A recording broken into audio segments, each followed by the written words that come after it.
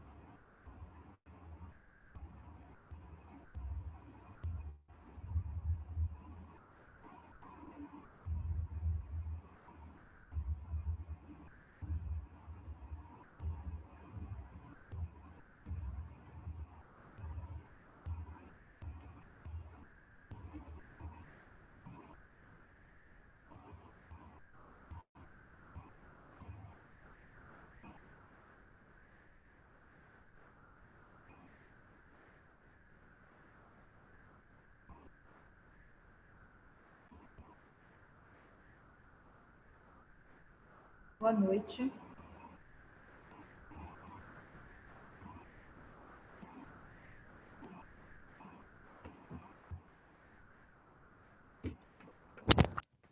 Boa noite, professora.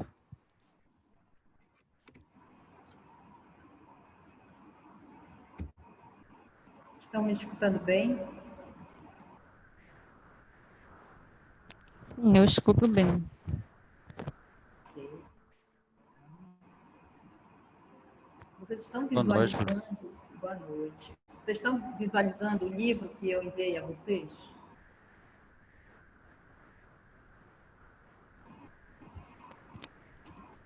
Aonde? Na plataforma ou no e-mail? Eu enviei pelo e-mail, porque a Não, plataforma ainda ainda não não tive estava acesso. disponível. Pois é. Vocês me deram um número de e-mail, eu enviei material, os slides para vocês Eu vou todos, dar uma olhada aqui. e mais esse livro, Comunicação em Prosa Moderna. Ninguém teve acesso? Sim, professora. Tá. Porque eu pedi a vocês que olhassem da página 100, 303, me parece, 315. 293 a Pois 316. é, no texto original. Eu acho que nesse aqui, no slide, porque eu tenho o livro, né, impresso. Eu não sei se ele ficou a mesma numeração. Eu vou olhar agora. Vocês leram sobre o método indutivo e dedutivo? Vocês conseguiram chegar lá?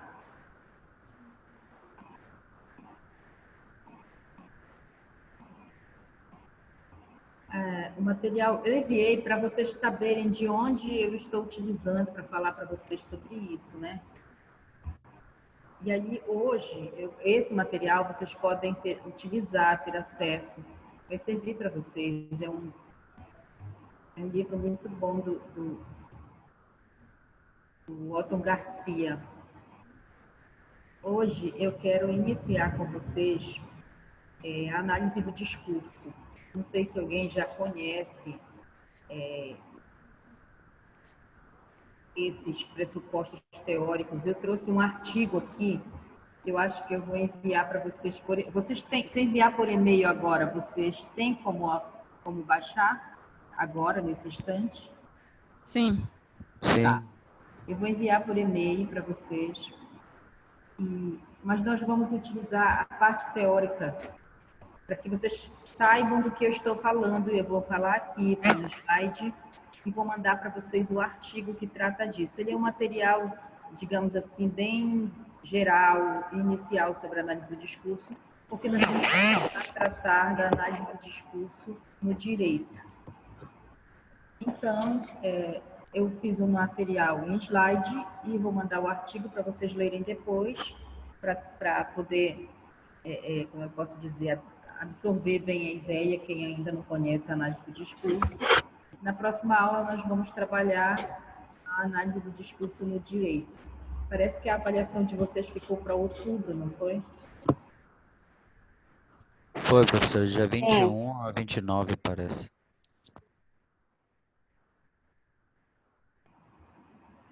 Então, vamos lá. Eu vou abrir aqui o slide.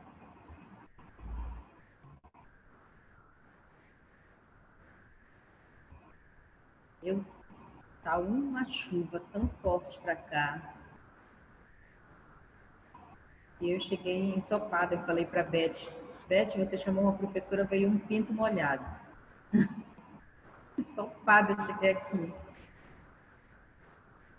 Vocês estão visualizando o slide? Está bem visível? Sim. Deixa eu ampliar um pouquinho mais.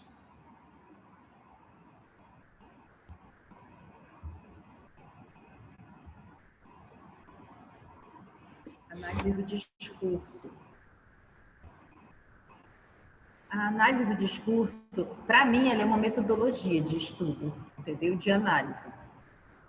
Porque eu pego um texto e eu consigo fazer a análise dele dentro do campo da análise do discurso.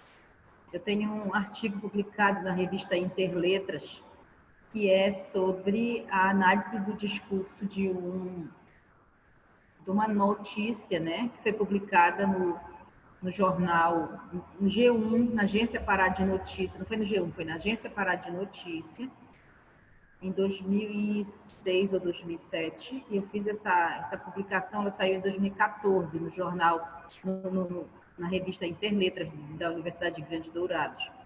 E lá eu trato da implantação da Biovale aqui na Amazônia, né? A implantação da Biovale, com a implantação da Biovale, nós tivemos um outro tipo de economia circulando aqui, que foi o óleo de palma. Nós não tínhamos isso na região. Então, com a Biopalma, a Biovale, várias outras empresas de Dendê, e aí a Biopalma ela foi implantada em Moju, no município de Moju, a Biovale, que era um consórcio entre a Vale do Rio Doce e a Agropalma. E aí, no dia da inauguração desse consórcio, era o governo da Ana Júlia, mas não foi ela para a inauguração, foi o vice-governador, que eu esqueço o nome dele, é um nome meio esquisito. E ele esteve lá na inauguração e ele diz assim, tem um momento que ele diz assim, o governo está de mãos dadas com a Vale nesse empreendimento. Bom, por conta disso, eu fui proibida de entrar na Vale da Biopalma, na Biovale para fazer pesquisa. Eu fazia doutorado em comunicação em São Paulo e o meu objeto de pesquisa era a implantação da Biovale na Amazônia. Eu fui impedida de fazer a pesquisa por causa disso. Porque, segundo o responsável da comunicação de lá, da Vale, ele me disse que nenhuma pesquisa que fosse falar mal da instituição seria permitida.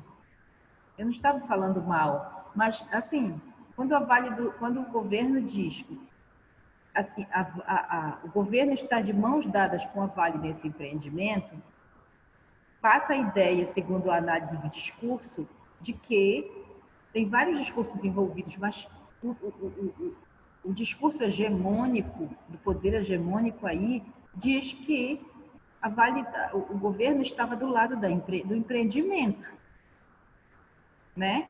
Ele está apoiando completamente o empreendimento, ele está de mãos dadas com a Vale. Ele não disse com a Vale e com o povo da região, ele disse com a Vale.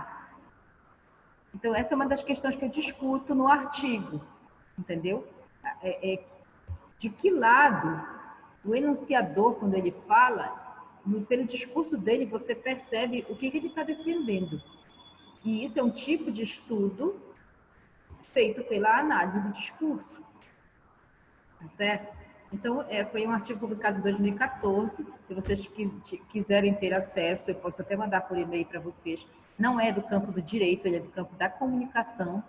Mas para vocês terem uma ideia de que de uma coisinha simples, de uma propaganda, de uma notícia, você pode fazer um estudo detalhado segundo a perspectiva da análise do discurso, que foi o que eu fiz com esse artigo, com essa notícia publicada na Agência Pará de Notícias. Então, eu trouxe aqui para vocês, em linhas gerais, o que seria a análise do discurso, para a gente poder entender como ele acontece dentro do direito. Tá? Então, um dos das temáticas que a gente precisa discutir é o poder ideológico da linguagem, do direito, né? A força ideológica da linguagem no direito. Então, para a gente trabalhar a ideologia, a gente precisa tratar da análise do discurso, porque quando você analisa um discurso, você percebe o lugar de onde a pessoa fala. Quando você vai para uma reunião, né, e as pessoas se pronunciam, você, pelo discurso delas, você tem uma noção de que lado que ela defende, se ela defende uma política, digamos assim, uma ideia de empoderamento dos grupos minoritários, né? Ou se ela defende um grupo elitizado. Você tem essa impressão observando uma pessoa falar. Então, isso que você faz, você percebe que grupo que ela defende, qual a força ideológica da linguagem dela, né? Você percebe por meio dos estudos de análise do discurso. Então, eu considero, para mim, a análise do discurso é uma metodologia de análise de textos. Tá? Eu vou apresentar para quem não conhece, porque eu acho que tem alguns de vocês podem já conhecer a análise do discurso. E para mim, eu utilizo mais a análise do discurso francesa, mas ela tem vários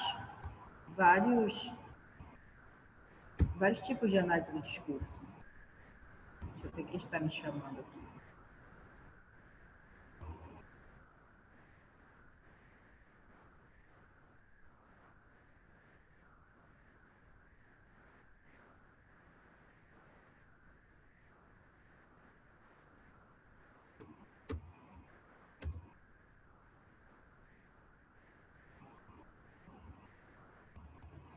Sim. O que é a análise do discurso para que ela serve? Quadro nenhum está acabado, disse certo pintor. Se pode sem fim continuá-lo. Primeiro, ao além de outro quadro, que feito a partir de tal forma, tem na tela oculta uma porta que dá a um corredor que leva a outra porta e a muitas portas. João Cabral de Melo Neto, algumas poesias dele são assim. Ele fala daqui e joga para outro responder lá. É isso que ele diz aqui. Não sei se vocês conhecem um poema dele que é assim: um galo sozinho não tece uma manhã. Ele precisa de outros galos e de outros galos que ele possa. É assim, como se um galo cantasse e outro respondesse, né? Para que pudesse abrir a manhã. Então ele faz a mesma coisa neste poema aqui.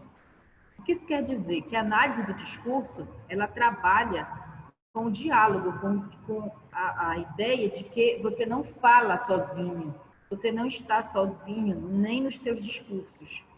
Os seus discursos, eles são atravessados pelos discursos de outras pessoas que o antecederam, de outros que aqui viveram, de outros que escreveram livros.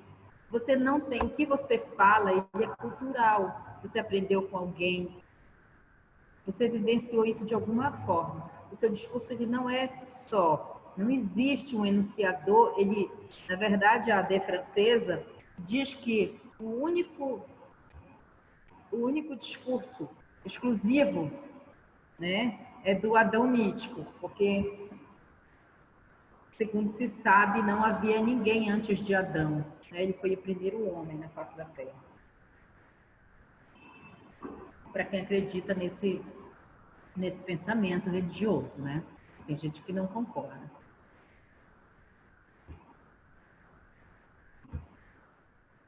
Alguém de vocês conhece sobre a análise do discurso?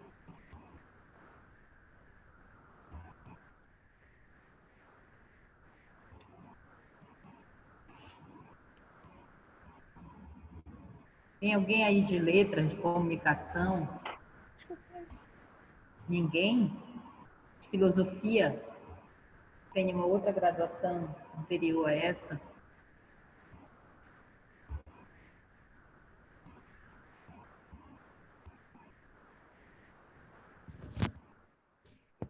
Eu tenho uma graduação, mas é na área de exatas, não ajuda em nada, professora. Ajuda, assim, quando nós quisermos fazer cálculo, nós vamos recorrer a você. Mais alguém tem graduação em quê? Para poder pedir ajuda quando eu precisar no discurso aqui. Não tem ninguém de filosofia? Ninguém de letras? Ninguém, nenhum jornalista aí?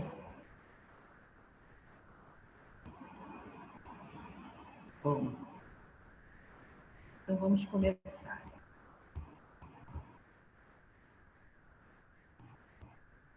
Ferdinand de Saussure é um linguista franco-suíço. É considerado o pai da ciência que estuda a linguagem humana.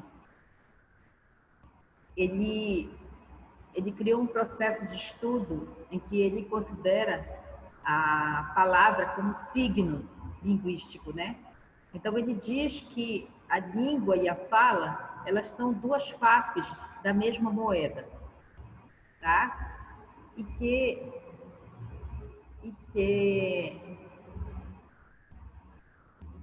a fala, ela é individual e a língua, ela é social.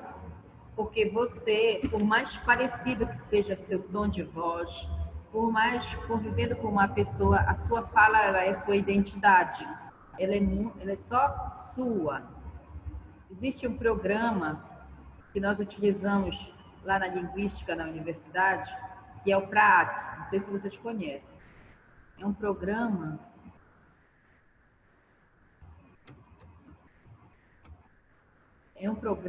que ele identifica a identidade linguística. Ele mostra se a vogal é alta, se ela é breve, se ela é longa, se ela é tônica, se ela é pretônica, se ela é postônica. Ele mapeia isso tudinho, tá? Então, por esse estudo, a gente percebe que a fala, ela é uma identidade da pessoa.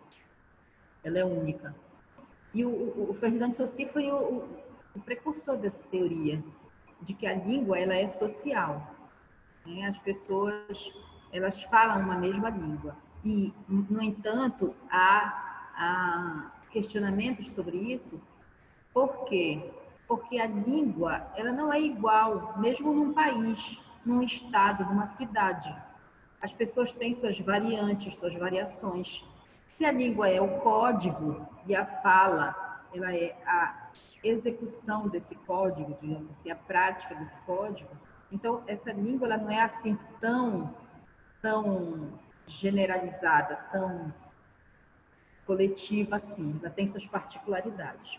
Mas o Ferdinand de Saussure iniciou esse estudo e ele vai discutir, inclusive, a arbitrariedade do signo, de que nós falamos, por exemplo, que uma cadeira, esse nome cadeira, ele foi dado aleatório, isso é arbitrário, signo linguístico é arbitrário, porque foi dado esse nome cadeira para isso aqui. E a gente, por que cadeira? O que isso tem a ver com cadeira? Poderia chamar sentador, né? Poderia chamar sentador. Então, é arbitrário, não tem relação com o objeto. O nome não tem relação com o objeto. É como você olhar para uma pessoa e dizer, o seu nome é Maria, mas você não tem cara de Maria. Isso é arbitrário, não se escolheu o nome da pessoa pela cara dela. Então, o signo de arbitrário por isso. Ele vai também falar, teorizar sobre a sincronia e diacronia. O que é um estudo sincrônico? É aquele em que você faz um corte, digamos, da história, um período de tempo de X a X, de X a Y, para você fazer um estudo. E o diacrônico, ele é um estudo geral, você inicia e vai até o final. É uma história completa. Então, ele fala isso com relação ao estudo linguístico, tá?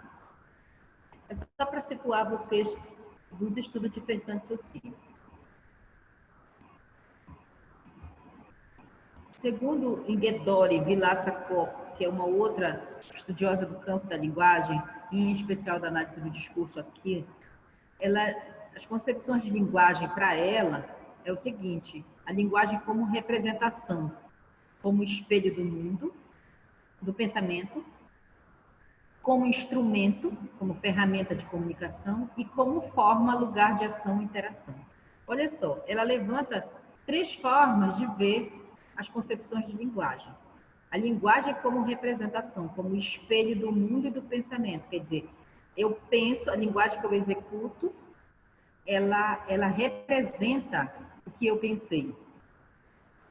A linguagem como ferramenta da comunicação, né? Eu não consigo me comunicar com alguém se não for por meio de uma linguagem. Não quer dizer, você observa que essa linguagem ela pode ser gestual, ela pode ser, sei lá, uma infinidade de formas. Mas é preciso que exista essa ferramenta de comunicação para que a comunicação aconteça. A linguagem como forma, como lugar de ação ou interação, que é aqui que entra a análise do discurso. Por quê? Como forma de ação, como lugar de ação, de interação. É porque da linguagem, você executa a linguagem de um lugar. Eu não falo um lugar fixo, como uma praça, mas um lugar cultural. Quem é você? Tá? A Elizabeth está aí. Deixa eu olhar. Estou vendo a Elizabeth aqui.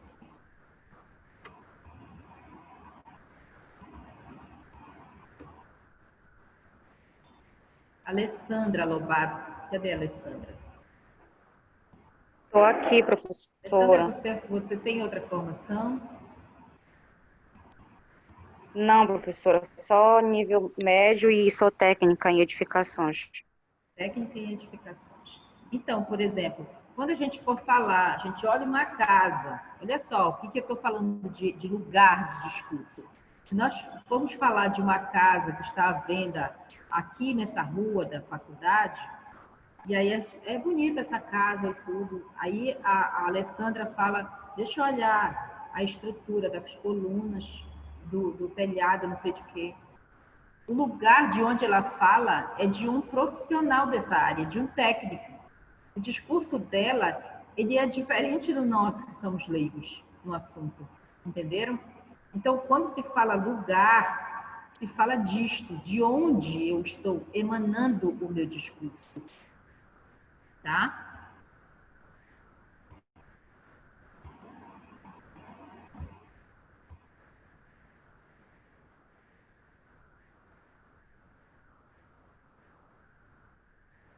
Já está descarregando o computador. Deixa eu ligar aqui rapidinho.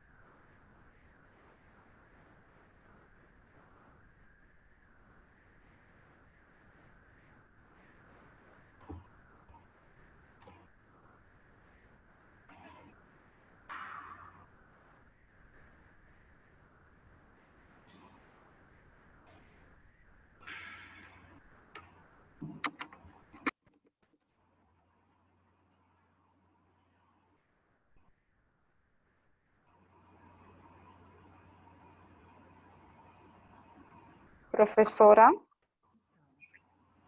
Oi. Fazendo um breve histórico sobre a linguagem, nós vamos perceber que os primeiros estudos eles começam com Aristóteles, né? O que vocês e a argumentação ela é muito presente no direito, né? Porque há um vínculo muito grande do direito com os clássicos, né? E a persuasão e a argumentação ela era comum no período de Aristóteles, né? Na verdade, eles falavam em público com a intenção de convencer.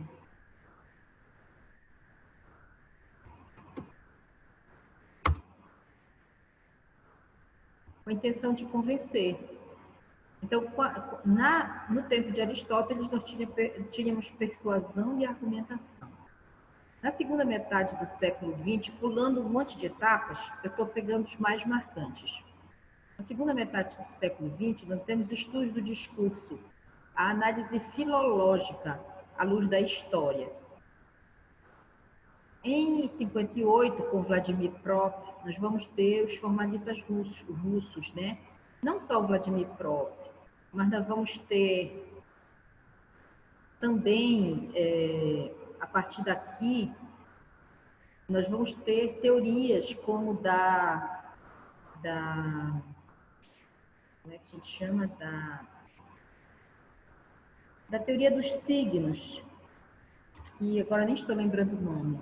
Mas aí o Vladimir Prop, ele vai fazer um estudo da linguagem por meio das narrativas. Ele não vai ver as palavras como na análise filológica, em que você se preocupa com a estrutura da frase, com a estrutura das palavras, com essa questão toda. Os formalistas russos, e em especial o Vladimir Prop, ele vai trabalhar por meio dos textos, dos contos maravilhosos, como ele fala, os discursos narrativos. Lá ele vai ver literariedade, quer dizer, se esse texto ele é literário ou não, a verossimilhança, que é se tem algo possível com relação à realidade, né? Que é possível ser verossímil, não é que é verdadeiro, mas que haja alguma semelhança com isso. Intertextualidade, que é a relação de um texto com outros textos. Então, o Vladimir próprio vai fazer um estudo dos contos maravilhosos, né? Os contos de fada. A partir disso, nós vamos ter o estruturalismo. Eu estou fazendo uma relação nos estudos da linguagem para a gente poder chegar lá na análise do discurso. Nós temos o estruturalismo, que é um estudo no nível da frase, tá? O estudo da frase, como ela se estrutura. Lá ele vai ter dois marcos, com Roman Jakobson, que é aquele estudioso que vai falar que a linguagem ela tem funções, cada texto ele tem uma intenção, começa já a se levemente organizar isso. Vocês estudaram funções da linguagem no ensino médio, tenho certeza, não estudaram? Vem de lá aquela classificação que a gente faz lá no ensino fundamental, emissor, receptor, código, canal, mensagem, né? Contexto.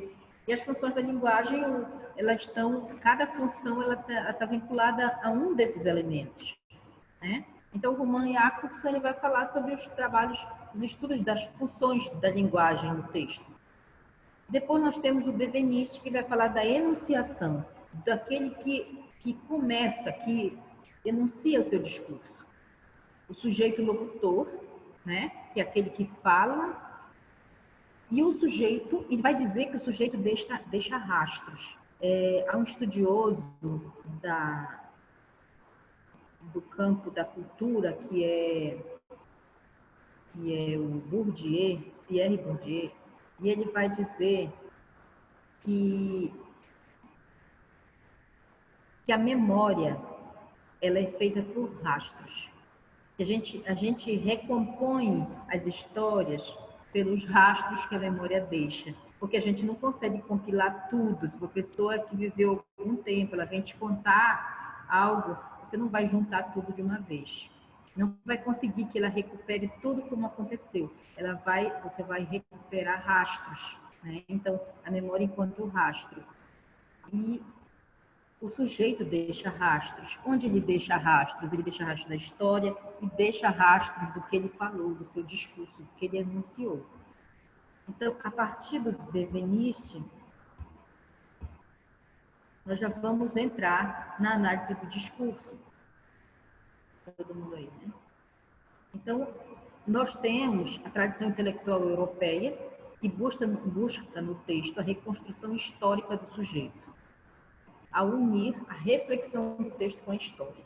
Então, você vai relacionar, por exemplo, você pega É como se você pegasse uma música do Caetano Veloso, do tempo daquele grupo que ele fazia parte, Tropicália, né?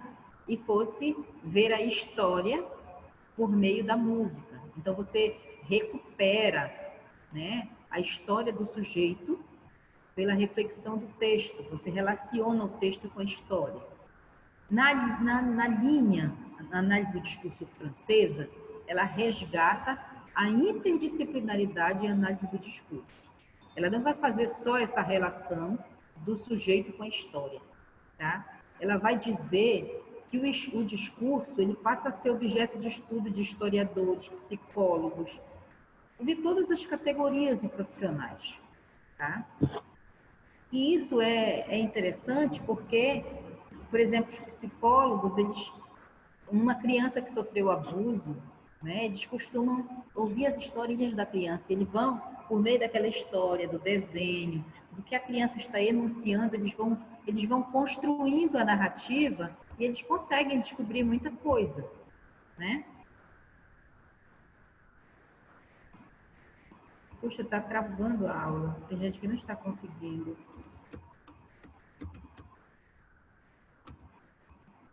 Eu queria tanto que vocês entendessem isso que eu estou falando.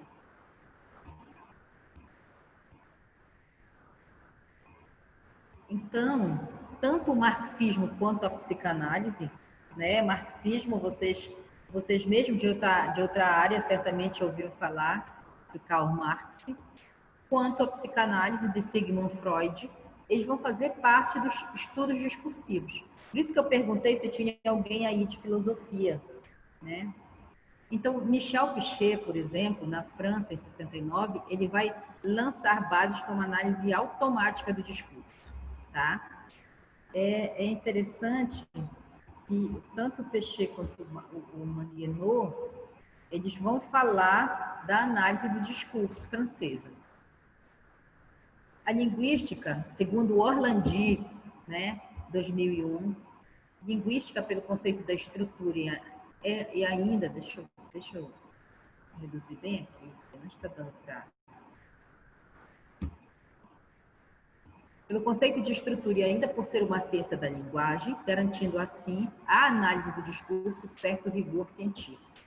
As análises agora, elas não são mais transfrásticas, né? Elas não são mais no nível da frase, elas são transfrásticas, isto é, elas vão além da frase.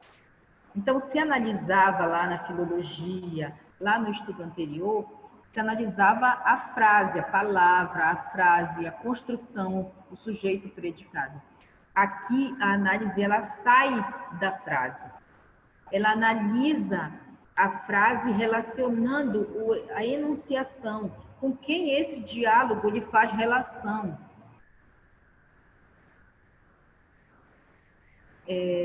Althusser, na obra de nome Aparelhos Ideológicos do Estado, e tem 3 aparelhos ideológicos muito bem firmes na sociedade, que é a igreja, que é a escola, e tem mais um que eu não estou lembrando agora. São os aparelhos ideológicos a família, a igreja e escola. Por que são aparelhos ideológicos do Estado? Porque o Estado ele tem uma ideologia marcada, determinada de como a sociedade deve ser. As regras sociais elas são estabelecidas pelo Estado, né? E quem é que contribui, que organiza isso para que o cidadão esteja, digamos assim, enquadrado dentro dessas regras? Quem é que faz isso? A família, em primeiro lugar, é lá que você vai aprender a se comportar segundo as regras sociais, se alimentar, se vestir, etc. É a escola, que é a sua segunda formação, e a igreja, né? Então, são aparelhos ideológicos do Estado, porque nesses 3 lugares você tem forças ideológicas, pensamentos, ideias, construções que te são repassadas, que você nem percebe, mas são pressupostos de dominação, sim. Você organiza a vida de uma criança. Você tem uma criança em casa, você é o adulto.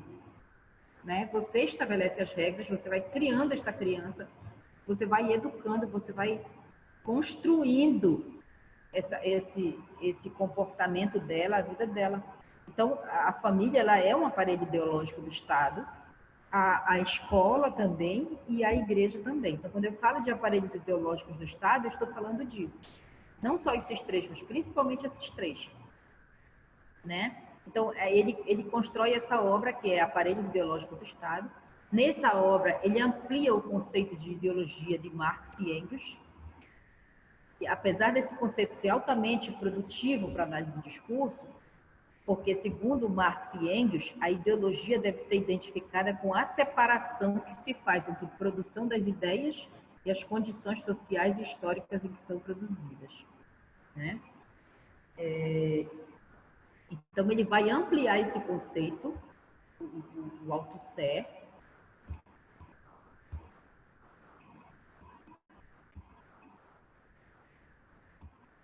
Segundo Orlandi ainda, a psicanálise, a partir da descoberta do inconsciente em Sigmund Freud, o conceito de sujeito sofre uma alteração drástica nas ciências humanas. Não se via o sujeito como se vê a partir da psicanálise. Lacan, ele vai dizer que o inconsciente se estrutura a partir de uma cadeia de significantes, cuja principal característica seria a repetição e a interferência no discurso efetivo, como se houvesse sempre ali um já dito, um discurso atravessado por outro discurso, isto é, o discurso inconsciente. O Lacan, ele vai fazer um estudo dos estudos de Freud.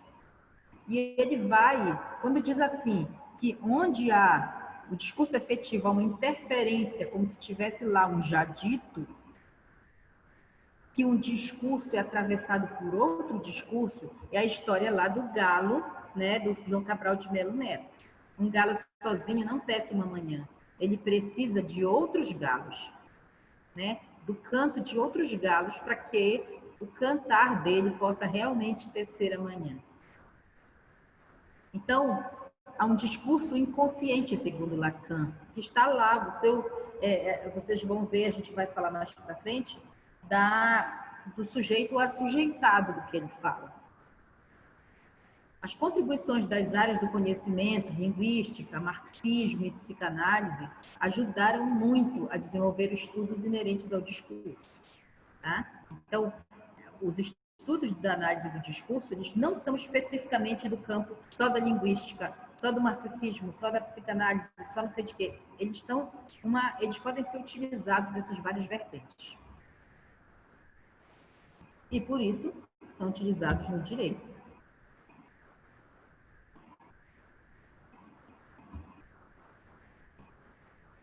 Conceitos inerentes à análise do discurso. Assujeitamento ideológico. Olha o que eu falei para vocês, sujeito assujeitado.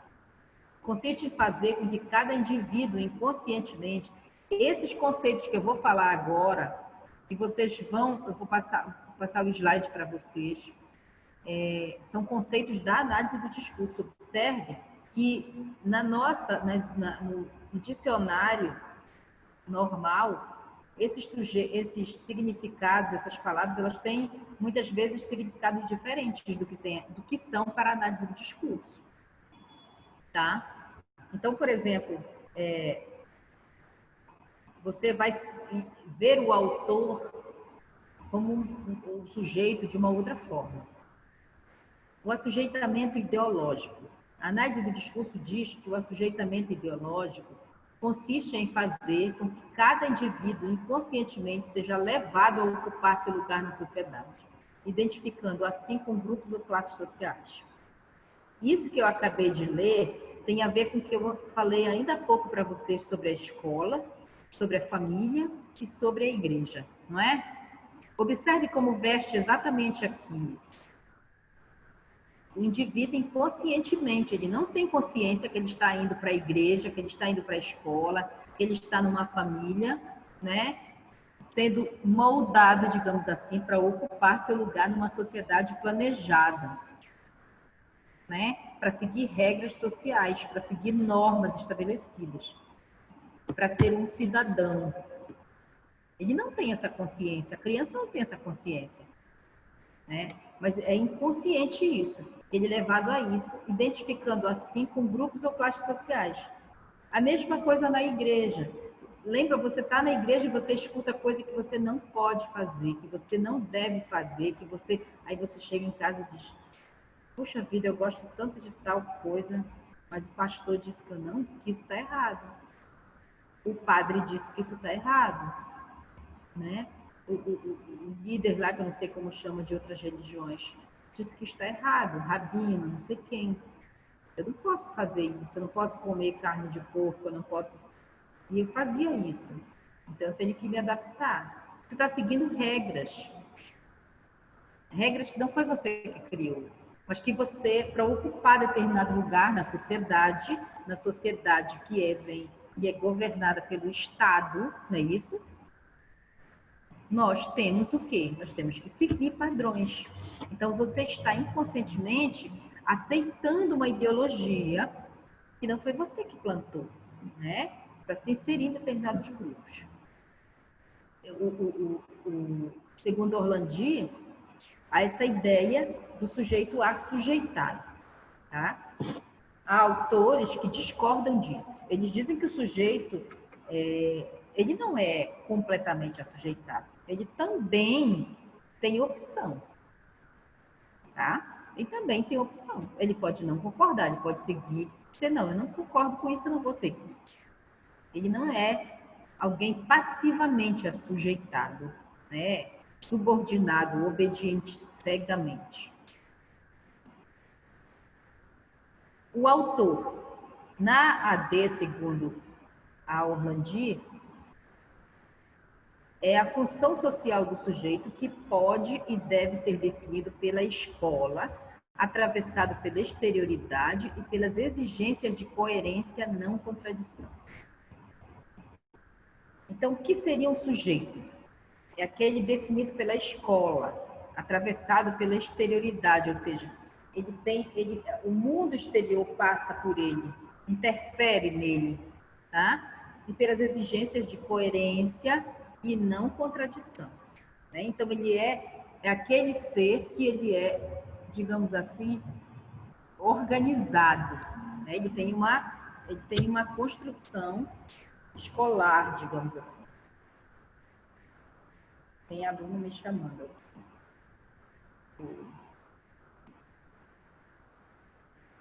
Estou na outra turma.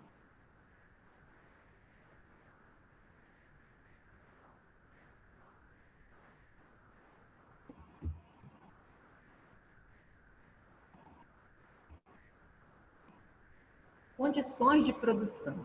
O que são condições de produção?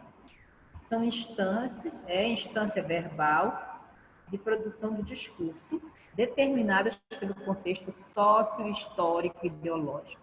Os interlocutores, o lugar de onde falam, a imagem que fazem de si e do outro.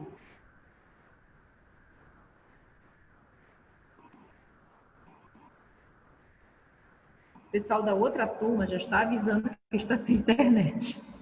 Da próxima turma, para ver como está a situação. Então, o que seriam as condições de produção? As condições de produção do discurso, tá?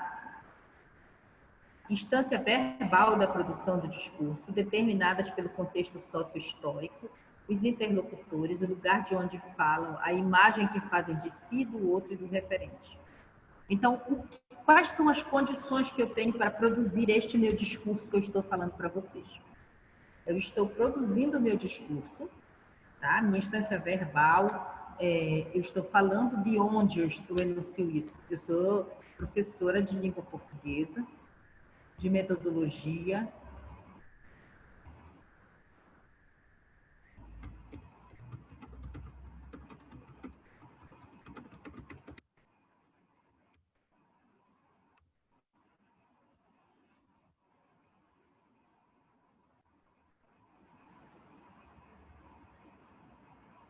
Vocês, bom, a Alessandra está me falando que estão apenas 8 alunos na sala, que está muito ruim, está caindo a internet e que está cortando, né, travando muito a aula.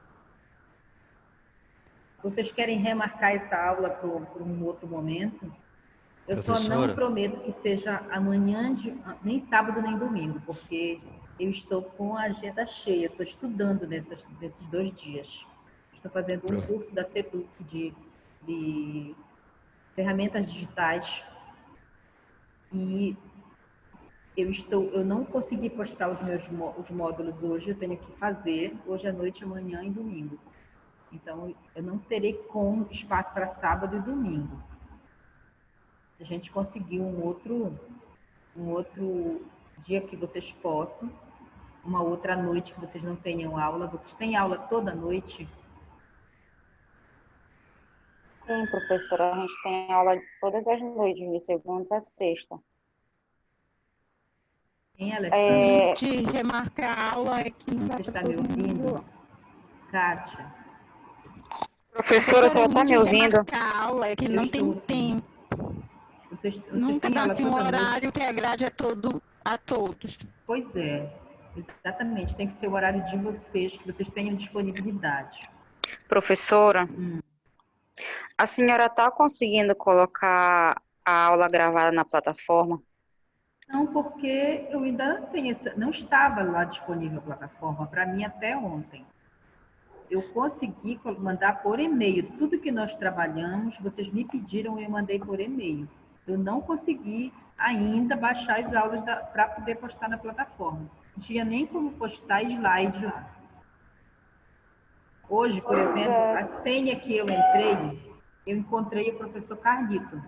Aí eu mandei mensagem para ele: professor, eu estou.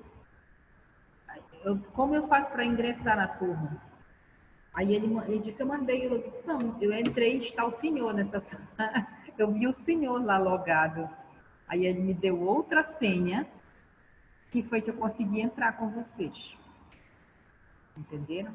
Então, eu não estou tendo esse acesso para postar na plataforma. Eu estou postando das outras 2 turmas, de enfermagem e da É, de metodologia do professora, semestre passado.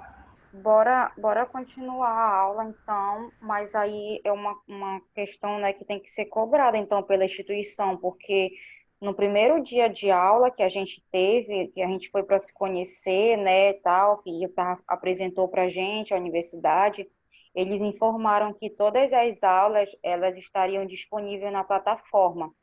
Vocês já Só que encontraram alguma aula na não, plataforma? não Vocês está têm aula lá? acontecendo isso e já aconteceu de mandarem as aulas gravadas em grupo no WhatsApp, que o Carlito mandou algumas aulas.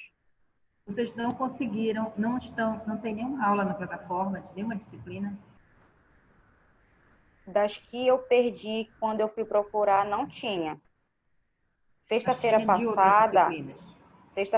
sexta-feira passada, eu não assisti a sua aula e eu deixei para assistir na plataforma. Quando eu fui ver, não estava disponível. Não, eu não tenho como postar, porque eu não encontrei o link para vocês. Tem das 2 turmas que eu dou aula. De direito do semestre, que eu dou aula de metodologia, que é o segundo semestre, e enfermagem, que eu dou aula de metodologia também. Mas a turma de vocês não estava lá. Por isso eu não postei aula. Eu não tive onde. Então, é por isso que eu estou perguntando: vocês encontraram a plataforma com as aulas de outros professores? Eu só posso falar pela qual eu não, não assisti, né? Que eu fui procurar e não achei. Eu não sei dos demais professores. Não Tem sei se alguém pouquíssimas procurou. aulas, professoras, mas já tem aula lá. Já tem? Deixa eu abrir Tem. aqui. Eu já confirmo.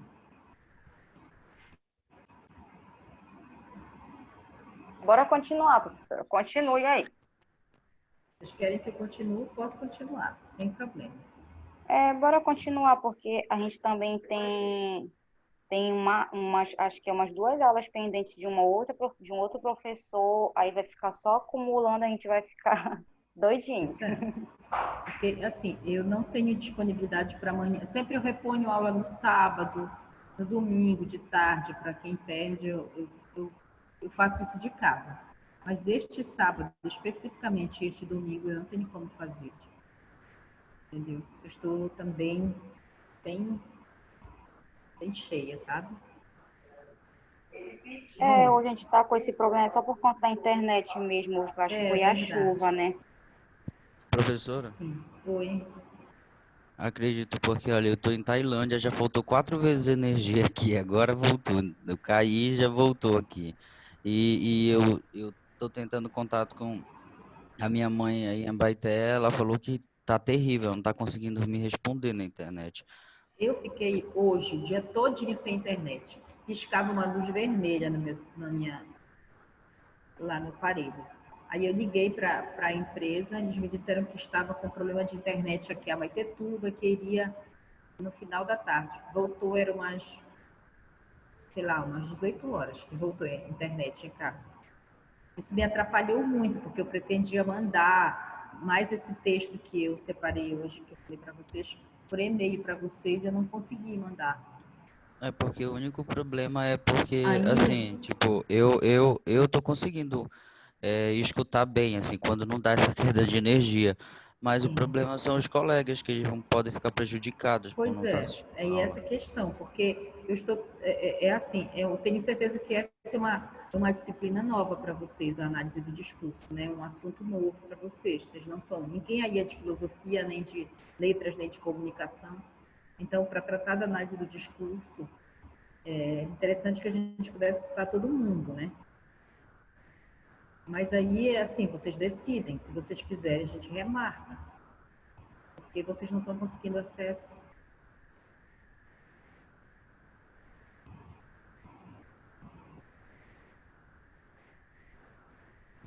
O que vocês acham? Professora, falta pouco para acabar a tua aula. Já é 8h18. Não sei, Tá. por mim a senhora continuaria. Os alunos da outra turma já estão me avisando. Bom, eu penso que a gente termina até onde der hoje. E da próxima aula eu começo de novo para todo mundo. Pode ser assim? Porque Pode ser assim assim. eu já faço, já serve como guia para vocês lerem o artigo que eu vou mandar. Eu vou Pode ser, procurar, professora. tá? Eu vou procurar a plataforma. Vou tentar postar na plataforma as aulas já dadas e o material que eu mandei por e-mail, eu vou tentar postar na plataforma. E esse artigo também, mas eu vou mandar o slide e o artigo, eu vou mandar também por e-mail, porque eu acho que por e-mail todo mundo recebeu, né? Só quem não acessou, mas foi tranquilo, né? Vocês receberam. Isso para mim é muito bom, que vocês tenham acesso.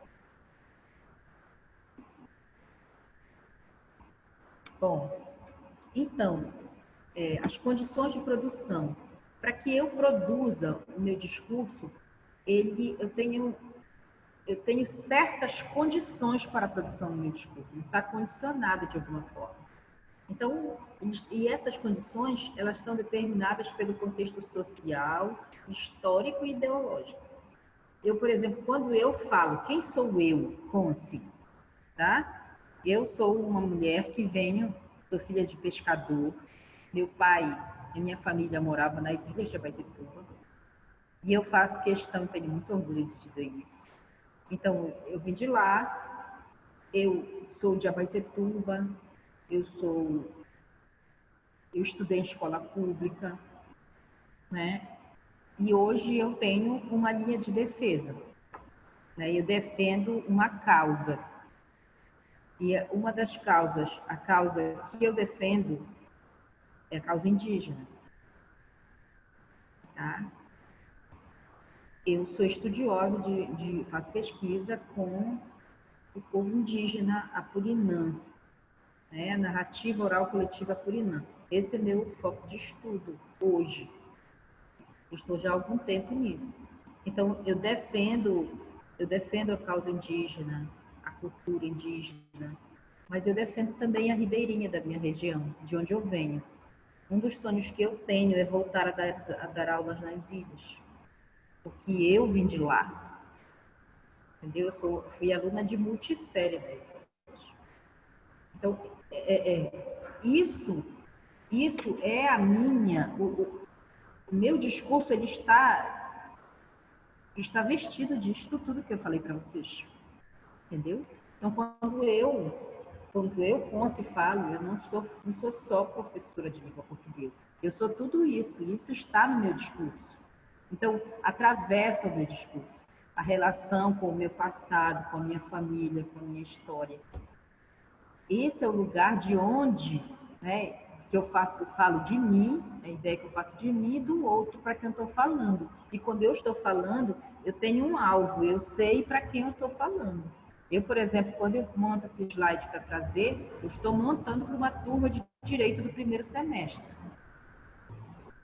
Aqui que eu vim saber que não tem ninguém de comunicação, que não tem ninguém de letras nem de filosofia na turma. Mas eu vim pensando em atingir alunos que não saibam análise do discurso, que não conheçam, entendeu? Fazer um apanhado geral da temática para poder apresentar para vocês.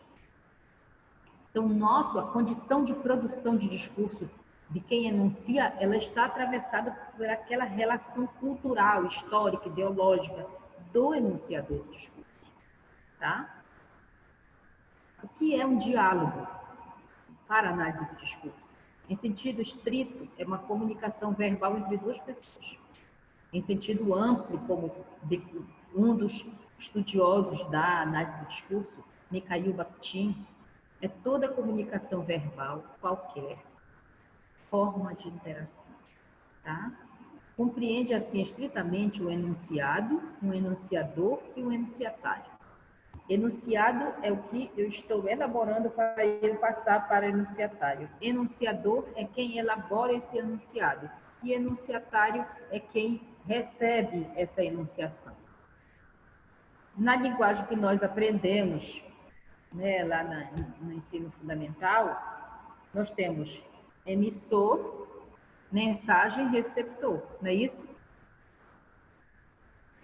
A enunciação é uma emissão de um conjunto de enunciados que é produto da interação verbal de indivíduos socialmente organizados. A enunciação se dá no aqui e agora, sem jamais se repetir. Marca-se exclusivamente, embora não somente pela singularidade. Isso quer dizer, a enunciação, gente, é isto aqui que eu estou falando. Eu posso amanhã remarcar uma aula para vocês e falar sobre essa mesma temática, com este mesmo slide, com vocês de novo. Pode ser no mesmo horário, mas não será o mesmo discurso, em hipótese nenhuma. Eu não teria como recuperar esse discurso que eu falei agora para vocês. Cada discurso ele é único, ele é uma singularidade que há do discurso. Tá? Então você perde. Isso é enunciação.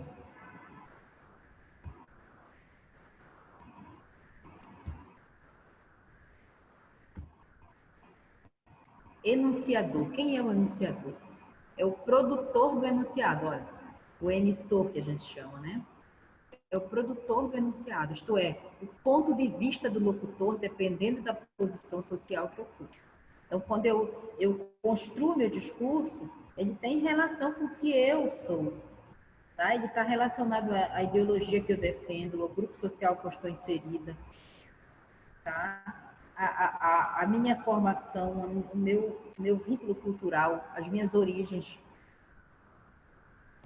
Formação discursiva. O que é formação discursiva? É o que pode e deve ser dito a partir de um lugar sócio-historicamente determinado e atravessado por uma formação ideológica. No mesmo texto podem aparecer formações discursivas diferentes, cuja consequência imediata são as variações de sentido. O que seria uma formação discursiva? Você tem um texto em que você está tratando de várias questões.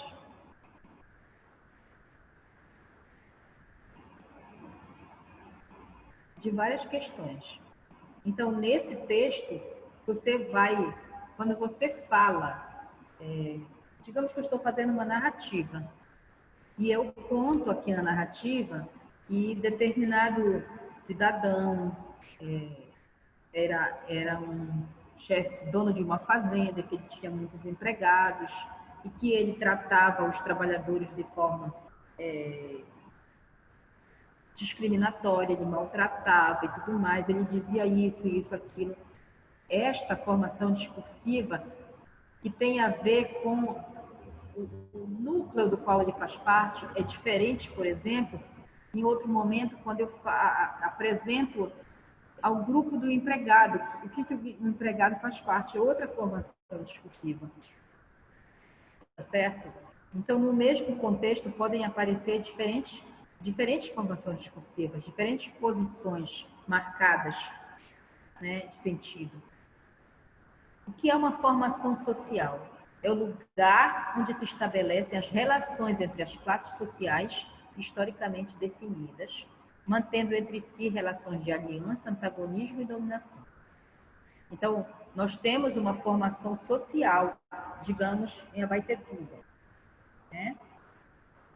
Então, aqui há é um lugar onde se estabelecem relações entre as classes sociais historicamente definidas, mantendo entre si relações de aliança, de antagonismo, de dominação, de liberdade, etc. Digamos, nós temos uma fábrica, uma grande fábrica, como a Ubras, por exemplo. Você tem tudo isso lá. Lá é uma formação social, tá? E as relações de classes, elas acontecem lá. Lá há grupos que fazem aliança, há antagonismos, há dominação, há contradições, né? E nós vivemos num momento em que isso é muito presente, que nós temos uma situação no país, no mundo, que é o capitalismo. E a matriz do capitalismo, segundo a perspectiva histórico-dialética, que é que eu estudo, é o seguinte: nós temos formações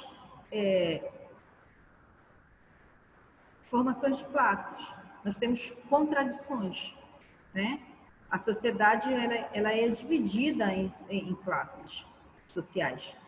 Nós temos a sociedade, ela está principalmente em dois níveis, composta pela infraestrutura e pela macroestrutura, né? Então, nós temos formações discursivas que dominam essa estrutura que trabalha. Os políticos, o governo, etc., eles estão nesse campo das ideias, de quem argumenta, de quem decide como a sociedade vive. Eles decidem o salário mínimo, eles decidem o valor do gás, dos impostos, de tudo. Então, eles são a parte em que domina o campo das ideias. E nós aqui somos o povo que está na estrutura, aqui embaixo, na parte que trabalha. Entendeu? Então, nós vivemos uma formação social. Coitados, não conseguem entrar. E que isso é comum. O que é interdiscursividade? É a relação de um discurso com outros discursos. Tem um poema que eu gosto muito, que é do Rui Barata. O nome dele é Tronco Submerso. É uma poesia, ela foi gravada, tem no YouTube uma música, eu não gostei muito da música, não, que deram a letra. A letra é do Rui Barata.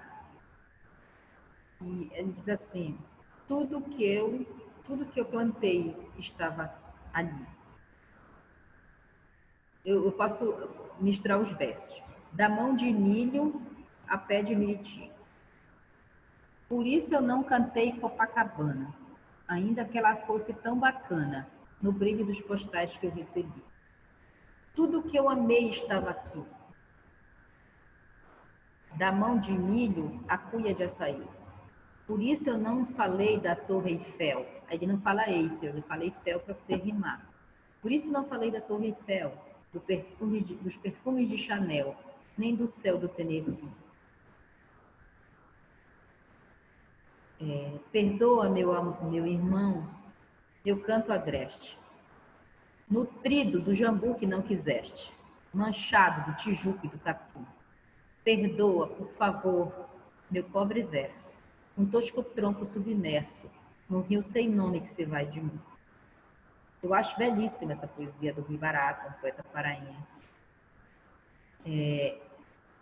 Mas se você ver nesse texto ele dialoga com outras coisas que não são daqui.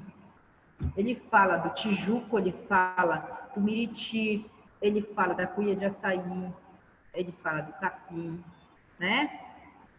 Mas ele fala do céu do Tennessee, de Copacabana, dos perfumes de Chanel, da Torre Eiffel. O que ele faz? Ele está relacionando isso com coisas de fora.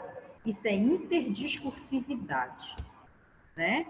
Ele relaciona isso e traz para cá. E é o que nós...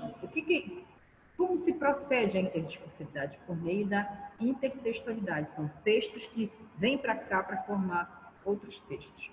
Há uma interdiscursividade. Nessa poesia também, para quem estudou funções da linguagem do ensino médio lembra disso, nós temos a função metalinguística, né? Em que ele explica, por meio da poesia, ele explica a própria poesia, né? Quando ele diz, perdoa meu irmão, meu canto agreste, né?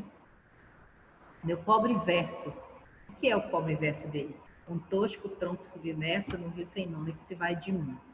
Eu acho uma poesia maravilhosa essa. Então, aí nós temos a interdiscursividade, tá? O que é a interlocução? É um processo de interação entre os indivíduos, os quais podem usar tanto a linguagem verbal quanto a não verbal, né? Você está se comunicando, você faz relação, dialoga com outras pessoas. O que é um intertexto? É a relação de um texto com outros textos. Eu estou falando aqui de uma situação aconteceu aqui em Barcarena, em que rompeu aquela bacia lá de resíduos, né? E vazou, e houve contaminação e tal. E aí eu estou escrevendo sobre isso e eu relaciono com uma notícia que foi publicada sobre Labrumadinho, Mariana, né? Então eu vou falar o que eu fiz aqui. Eu misturei um texto com outro texto, né? É como se eu pegasse uma notícia de jornal que está falando de um homem que assassina a mulher a tiros porque descobriu que foi traído. Ele justificou isso como perdeu a cabeça e tudo mais. E eu estou citando isso e faço uma relação com a poesia do Manuel Bandeira, Tragédia Brasileira. Tá? Então, isso é intertexto. Você conversar, digamos assim, com outros textos. Para análise do discurso, língua, sob uma perspectiva discursiva, seria a realização concreta da fala, resultante de uma relação não excludente, ou seja, porque não há língua sem fala e nem fala sem língua. Uma depende da outra para existir. A saber, a língua está para a fala, assim como a fala está para a língua. Não é matemática? Então, nós temos aqui uma relação de parceria, digamos assim, entre fala e língua. Uma turma de cada vez.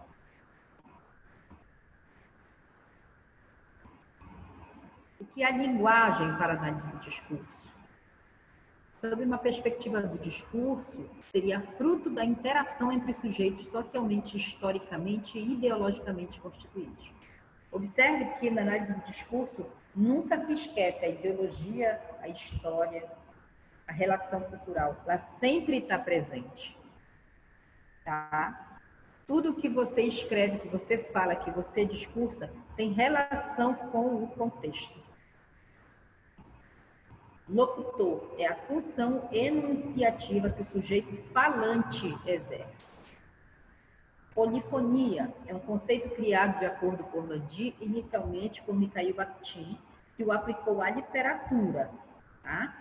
Retomado posteriormente por Ducrot, e lhe deu um tratamento linguístico, ou melhor, refere-se ao fato de que todo discurso está construído pelo discurso do outro. Toda fala é atravessada pela fala do outro, tá? Então, tudo que eu estou falando Tem alguma coisa? Não, tem muita coisa de que outras pessoas já falaram. O meu discurso, ele é atravessado pelo discurso de outros, dos professores que eu tive, dos livros que eu li, dos filmes que eu assisti, dos vídeos que eu assisti, né? O que seria pré-construído para a análise do discurso? É todo discurso que pressupõe outro discurso que lhe é anterior.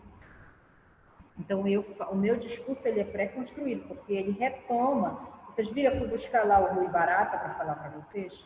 Então, eu retomo o discurso do Rui Barata. Meu discurso ele é pré-construído.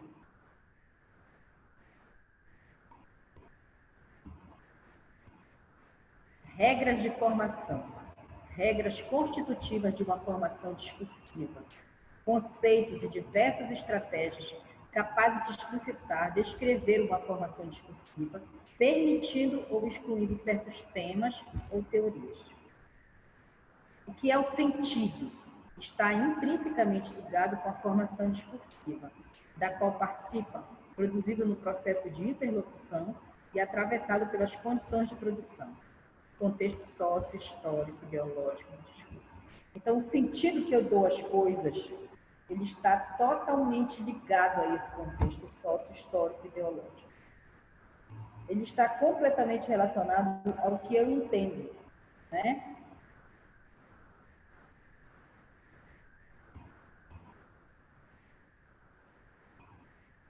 Sujeito, sob uma perspectiva discursiva, ele deixa de assumir uma noção idealista, imanente.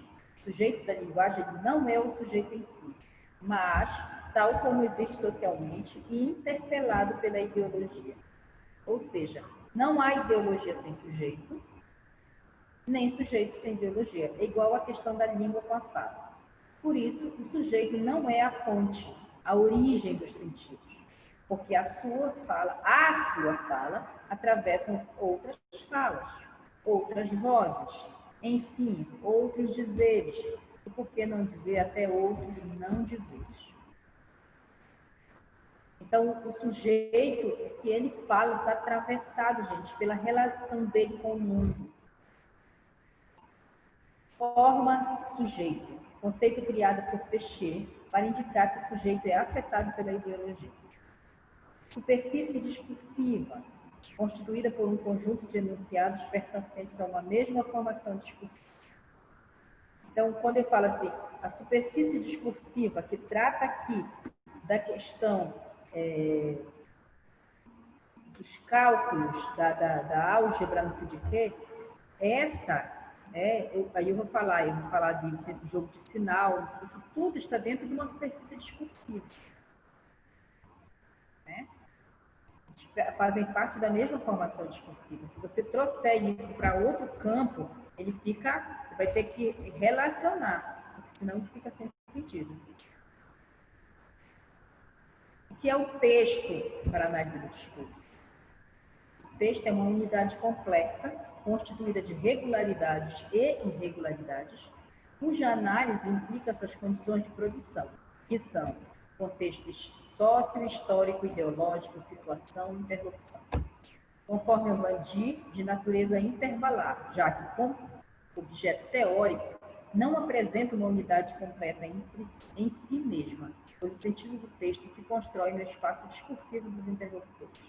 E como objeto empírico de análise, pode ser considerada algo acabado, pronto, com começo, meio e fim. Quando você diz que o texto é uma estrutura, é uma estrutura com sentido completo. Você está falando de um objeto empírico, né? Mas quando você fala com um objeto teórico, o texto, ele se constrói na interlocução. Quando o leitor pega o texto, aí ele vai dar um significado que às vezes é diferente até do que o enunciador daquele texto, o autor daquele texto pensou, né?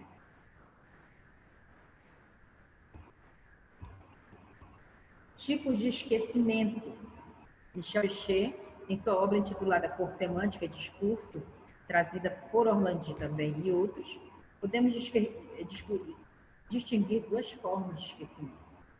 O esquecimento 1, também chamado de esquecimento ideológico, é da instância do inconsciente, resultado de modo pelo qual a ideologia nos afeta, né?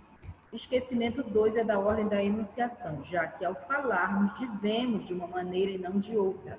Estabelecemos assim verdadeiras relações parafrásticas, as quais indicam que os dizeres sempre podem ser outros.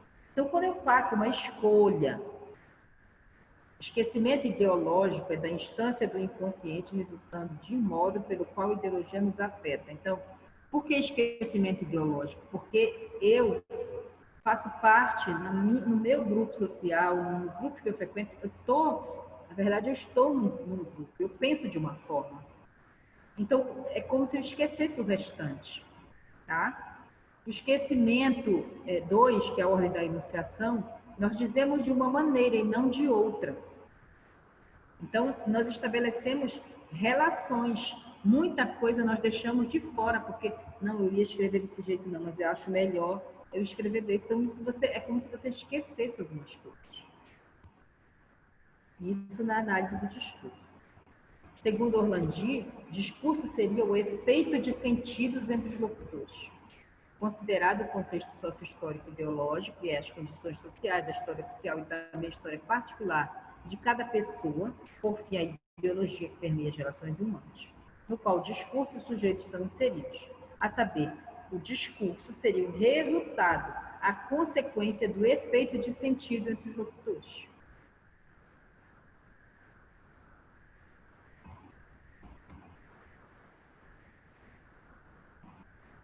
Fechamos, certo? 8h40.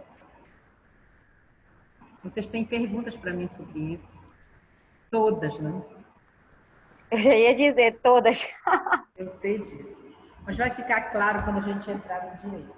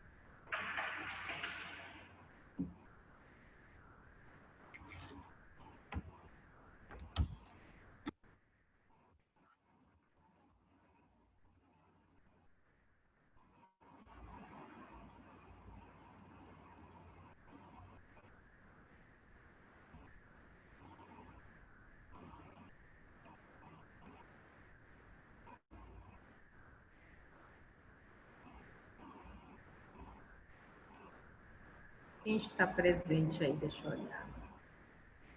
Alessandra. Aqui. Kátia. Presente, professora. Quem é esse Galaxy Prime?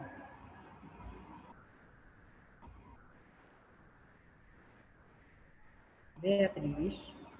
Professora, Oi. eu sou a Alessandra. Eu já tô saindo, tá? Que eu preciso Tá. ir ali rapidinho, aproveitar o intervalo. Tá Tá bom? certo.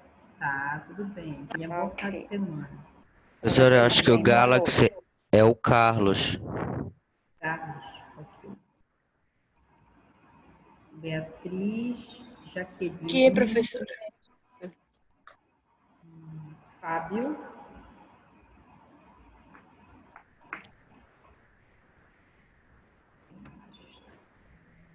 Kátia, Carlos, Beatriz, Fábio, Jaqueline. Professora, Paulo. Oi. o Aqui, Artemílio professor. pediu para a senhora justificar a falta dele, que ele não estava conseguindo Quem? entrar Quem porque ele só foi? estava com a internet do celular dele. O Marcemílio. Tá. Rafaela. Paulo aqui, professor. Então, para justificar o Márcio Emílio. Márcio. Quem foi mais que me avisou aqui? Deixa eu olhar aqui no bate-papo.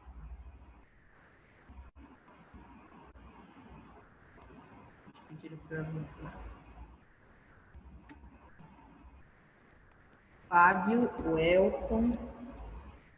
O Fábio entrou, né? O Elton que não conseguiu. Elton, o Márcio, Luiz também.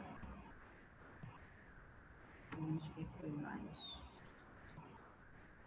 Carlos, o Carlos.